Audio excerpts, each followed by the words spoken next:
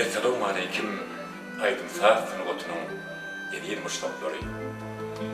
Film üçün Türkmenistan'ın ad kadınan artisti, Maktumrat Nakıyaşlar Bayrağı'nın heyeti, Türkmen estradasının parlak yıldızı, Halife Bavşimız, Kerim Kurbanaliyev, teade estrada aydınlarını, hem de filmin feyyulu ışkılıyık aydınlarını değil, ve şol aydınların şekilli görünüşlerini tide ödürlüye.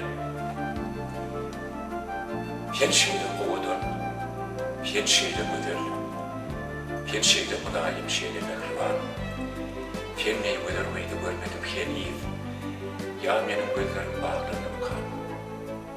Fen şeyde oğudun, fen şeyde müdür, teredip görkünden doyup bilemo, mün şahir cem olup yatsada kadar, tarihini getirip biler ödemok. Nadarım ok kemeğin yılgırışın acı, oturuşum, turuşum, yürüyüşüm acı, atuda kalbimi bimada eden, atıllı hindanı tezleşim acı. Eğer günüm diyeceğim batı ölmedim, eğer ayım diyeceğim batı ölmedim, ayım, günüm seni görse baş eğer, sana dünyam diyeceğim,